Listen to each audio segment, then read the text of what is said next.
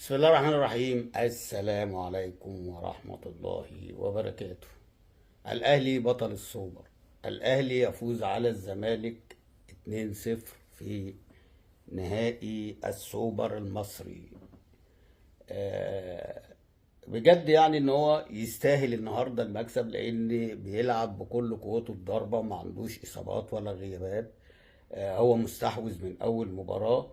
وده طبعا انا يعني مش انا بس، كل الناس اللي هي اتفرجت على الماتش عندها رأي، ورأي على كابتن احمد عبد الرؤوف، اللي هو لا يتحمل نتيجة المباراة، ولكن هي الظروف اللي حطته كده. بس هو بس لينا عتاب صغير. انت يعني عمرو ناصر ازاي تبدأ بيه في مباراة زي دي، هو وعبد الله السعيد؟ يعني انا بتكلم بمنتهى الامانة. انت الماتش اللي فات كان شكلك كويس، مفيش خطورة عليك، التكتيك كله كان اللي انت لعبت بيه الشوط الاولاني في ماتش بيراميدز كان لازم تبدأ بيه في ماتش النهارده، ماتش النادي الاهلي.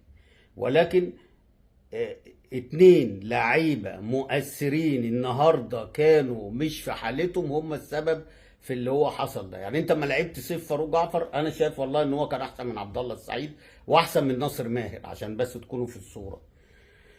ليه؟ لان بيجري ويخبط ويقفل وبتاع وفي شباب وحيويه في الملعب. ما حدش يقول لي خبره، ومحد زي يقول لك ايه الخبرات هتفرق، ومش الخبرات ايه اللي هتفرق. ده عبد الله السعيد مش قادر يشيل رجله يا جدعان. ده الجون التاني اللي هو جابه النادي الاهلي، هو لو شال رجله، لو هو واقف على رجله صح ومش يعني، ده يبين بقى العجز وكبر السن والكلام ده، ان هو مش قادر يمطوح رجله عشان يعمل الكرة ثرو باص اللي هي للجزيرة، ولا مش فاكر لألفينا، تتقطع تترد الجون التاني. يعني هو مش قادر يمرجح رجله عشان يعدي الكرة من فوق الراجل، وفي مساحة بين الشناوي وبين المهاجم اللي هي كانت هتروح له، تتقطع تترد الجون التاني. غير كده انت الشوط الاولاني مفروض ان انت بتقول بلعب عشان الخبره، هو وناصر ماهر المفروض ان هم يمسكوا لك كوره تك تك تك تك تك، عشان عندهم الكوره اعلى من لعيبه الاهلي. انت عندك لعيبه الاهلي مروان بيدافع، وعندك ديانج بيدافع. انت الناس اللي هتمسك كوره هو عبد الله وناصر، والاثنين النهارده ما كانوش موجودين. ومعاهم كمان اللي اتظلم ده ناصر، عمرو ناصر ده. ليه انت اللي ظلمته يا كابتن رؤوف؟ لان لازم في الماتش ده لازم الجزيري باي حال من الاحوال. يا واخد على ماتشات الاهلي بيهدف، راجل خبره، راجل قوي، بيبقى في مساحات ان هو بيقدر ينطلق فيها. ف يعني انا بعيب عليك في الحته دي. يعني الحته دي ان انت كنت لازم تقعد عبد الله السعيد وناصر، عمرو ناصر، كنت هتلاقي فرقه غير الفرقه اللي احنا شفناها خالص دي. وفين عبد الحميد معالي؟ يعني فين عبد الحميد معالي هو اللي يخف لك الضغط لما بيزيرا نزل؟ الدنيا اختلفت. الدنيا اختلفت تماما، ومسكت كوره وبدات لعيبه الاهلي مركزه مع بيزيرا وتضربه ومفيش حمايه، وحتى الحكم جرى عليه واداله انذار، مع ان هو اللي بيتضرب. يعني في واحده بتاع كوكا ياخد الانذار الثاني وطرد، اللي هو نط عليه ونزل نام عليه، ده كان هيكسر رقبته.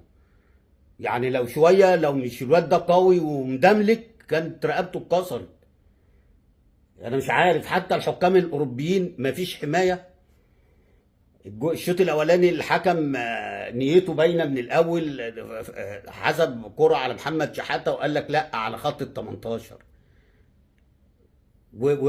يعني حتى لو جت في ايده الراجل، ايده على الارض يعني.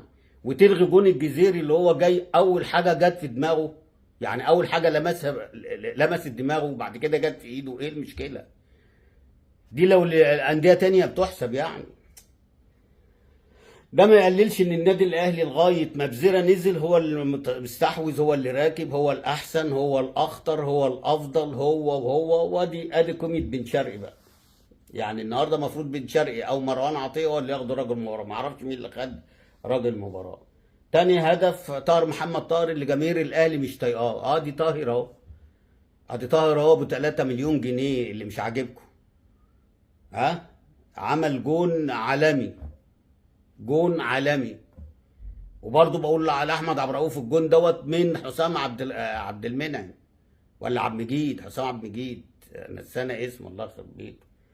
يعني ده في حد يعمل كده يا راجل؟ ده الراجل بتطلع حط في الفرق بينه وبين محمد اسماعيل. هتقول لي اصل محمد اسماعيل الجون الاولاني منه ما هو متصاب قبليها وطلب التغيير قبليها قبل ما يخرجوا يشربوا ميه.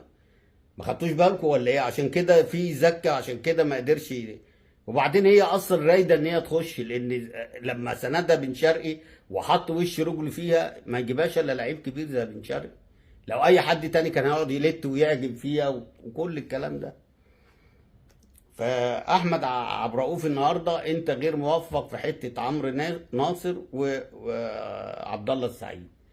حتى في التغييرات لما جيت تغير حسام عبد المجيد ما يلعبش، اهو شايلك الجون التاني واكد فوز النادي الاهلي. على العموم يعني السوبر ده معروف هو بيبقى لمين اصلا ورايح فين، وهو معروف اصلا من اول ما بيقولوا السوبر بتبقى معروفه الدنيا رايحه فين. ولكن الاهم دلوقتي بقى نظم امورك عشان الدوري وعشان الكاس وعشان الكونفدراليه. ركز في دي اهم حاجه. يعني انا بقول لك ركز بقى، وان شاء الله عندك فتره راحه يكون المصابين رجعوا لك ويكونوا اللعيبه الدوليه رجعت لك، وان شاء الله باذن الله الاهم اللي هو الدوري بقى والكاس. وطبعا للنادي الاهلي مبروك، يعني مبروك البطوله المفضله. وشوط اولاني انتوا عاملينه على اعلى ما اعلى مستوى، استحواذ ضغط، انتوا الاخطر انتوا الاحسن. فكان ربنا كلل جهودكم بالهدف اللي هو جه في اخر دقيقه ده. وبعد كده انتوا يعني الشوط الثاني الاداء نزل شويه، ده طبيعي، او كل ماتشات الاهلي كده خلي بالكم. وادى فرصه شويه لعيبه الزمالك ان هي تروح شويه على الجون والكلام ده. طبعا انا ببص كده عشان الماتش بتاع ليفربول والسيتي شغال، فمعلش يعني. على العموم مبروك لجماهير النادي الاهلي بطوله السوبر، وان شاء الله السلام عليكم.